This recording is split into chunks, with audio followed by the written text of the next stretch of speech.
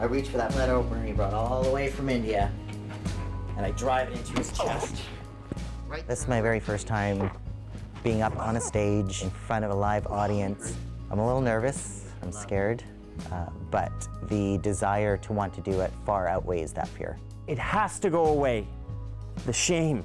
Lots of times as an actor, there's kind of a buffer zone between me and the audience, where there's like that fourth wall, right, that protects me in some sense.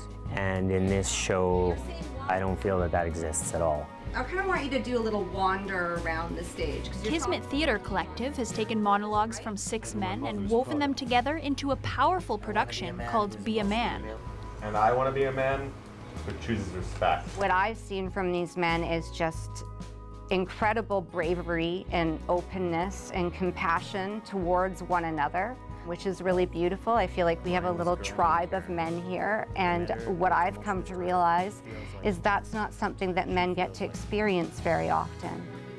This performance is the first group to donate its proceeds to the Men Choose Respect program at the Haven Society, a program for men who have used violence or abuse in their personal relationships. When I first began in this program, I think I had some trepidation around working with men who've used violence, because I've been working in the anti-violence sector with women for 25 years, sitting with survivors, both children and women, listening to acts of violence done on their bodies, on psyches, and what I've discovered is that this is the most inspiring, hopeful work I've ever done. Haven is very near and dear to my heart. I was a client there for 2 years. They helped me through the hardest part of my life. And you know, what they did for me, they've done for so many other people. We provide Men Choose Respect in the Oceanside area in Nanaimo and in the Cowichan Valley.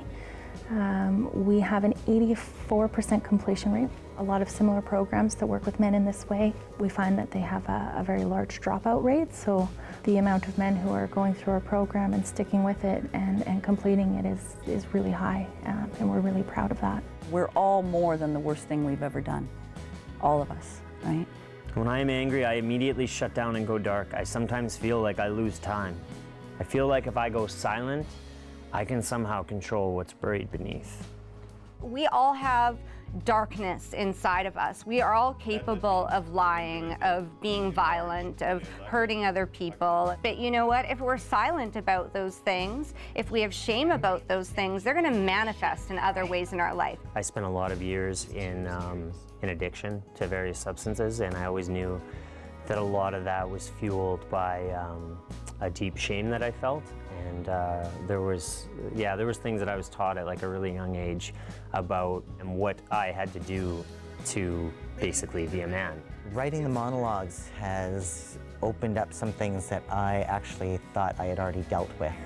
I really thought that I had acknowledged, looked at, and sort of let go of a few things from my past, and they came up like very unexpectedly.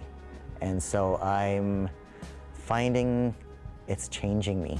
If I've learned anything through this process, it's that we're way more alike than we are different. I'm hoping that this is not the first and last time I'm going to do this. I'm hoping that this is just the beginning of a much larger conversation, and that this is just the first stepping stone to something greater. For you? Fight the loneliness.